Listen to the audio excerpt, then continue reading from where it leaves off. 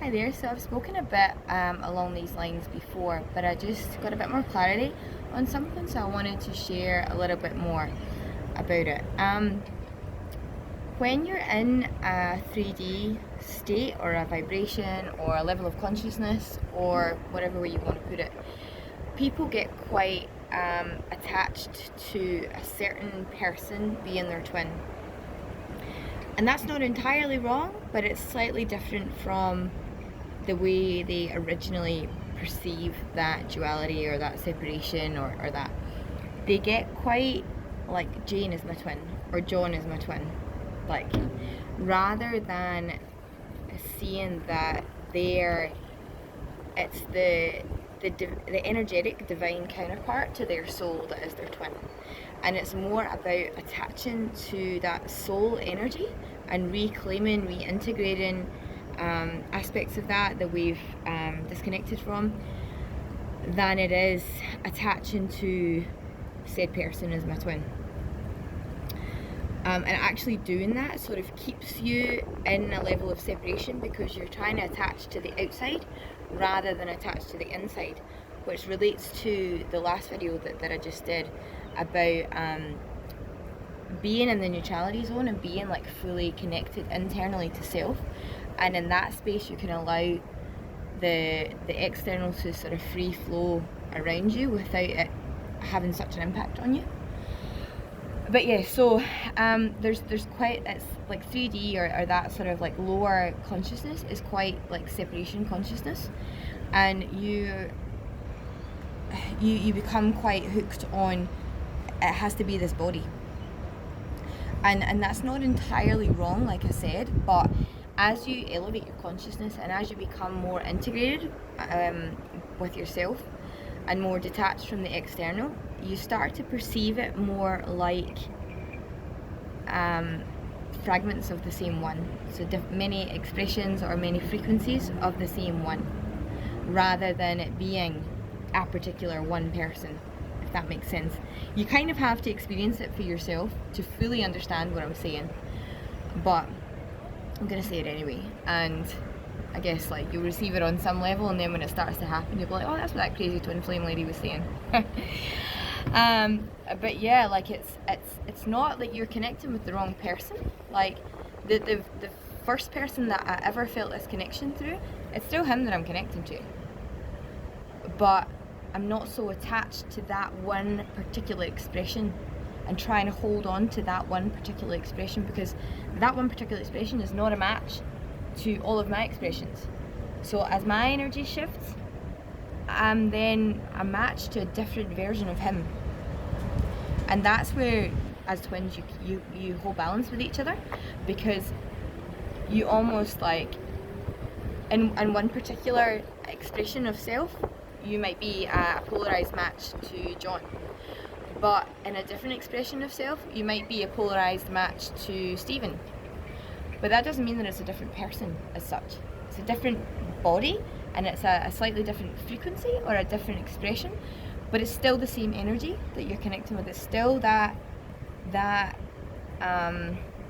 counterpart to your soul that you're connecting with.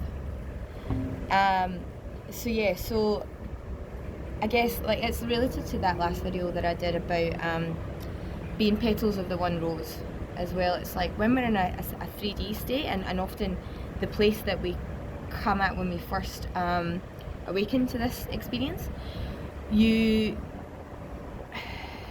kind of seeing like a field of roses, of different roses, and not recognizing them all as the same rose or all as coming from the same place, or that, you know what I mean, like being part of the same field. But then as you elevate your consciousness and return to a oneness within yourself and that original soul origin state, you start to perceive more and more that it's like many petals of the one rose. It's different frequencies or different expressions of the one person. And actually being attached to a particular version of them stops them being able to ground, and you can't be, like your embodiment state is like a match to your twin.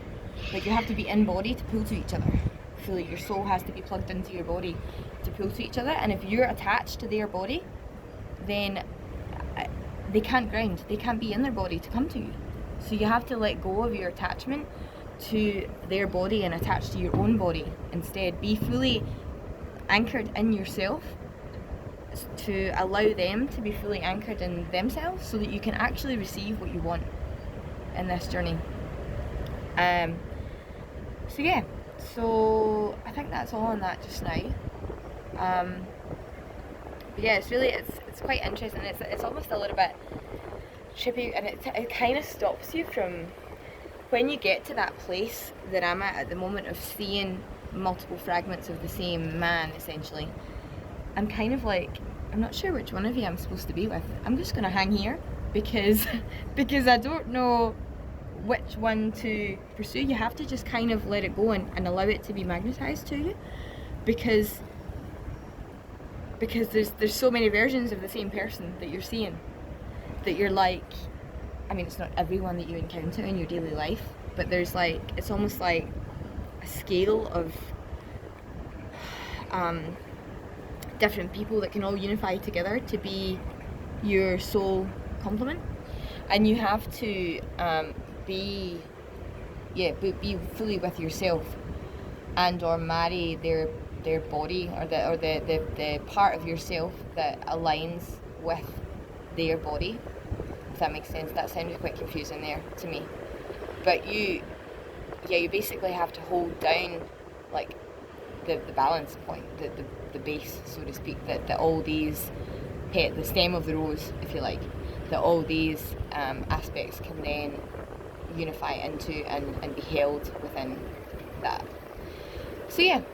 So try to, I know it's hard to start with, but try to let go of it having to be a particular like person, in terms of having to be Jane or having to be Joe or John or whatever, do you know, and let go of that and be more connected and attached to yourself.